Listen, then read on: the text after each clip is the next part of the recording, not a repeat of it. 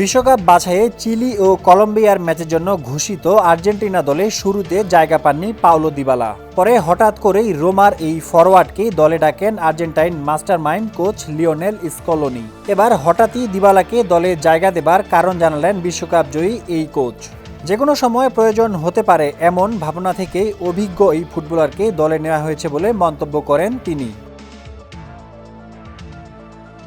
Copa আমেরিকার ফাইনালে কলম্বিয়ার বিপক্ষে ডান পায়ে গোড়ালির ইনজুরির কারণে দলের প্রাণভোমরা লিওনেল মেসিকে ছাড়াই মাঠে নামতে হচ্ছে আর্জেন্টিনাকে। যদিও মেসি সুস্থ হয়ে যোগ দিয়েছেন ইন্টার মায়ামির অনুশীলনে, এরপরও আর্জেন্টাইন কিংবদন্তিকে বিবেচনায় নেননি স্কলোনি।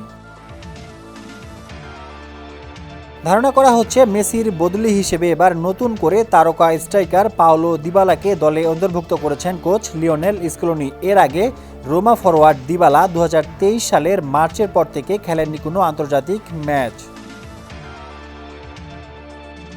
এদিকে চিলির বিপক্ষে ম্যাচ সামনে রেখে সংবাদ সম্মেলনে স্কলোনি বলেন, দলের কথা মাথায় রেখেই ডাকা হয়েছে দিবালাকে, কারণ যে কোনো সময় তাকে প্রয়োজন হতে পারে।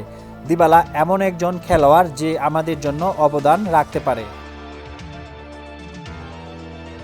সবশেষ 10 ম্যাচে কেবল একটি হার নিয়ে 2026 বিশ্বকাপ বাছাইয়ের 6 ম্যাচে 5 জয়ে পয়েন্ট টেবিলের শীর্ষে আর্জেন্টিনা। তবে মেসি ডি মারিয়া উত্তর নতুন যুগে চিলির বিপক্ষে আর্জেন্টাইনদের পারফরম্যান্স কেমন হবে সেটি দেখার অপেক্ষায় বিশ্বজয়ী দলটির ভক্ত সমর্থকরা। স্পোর্টস ডেস্ক সমকাল।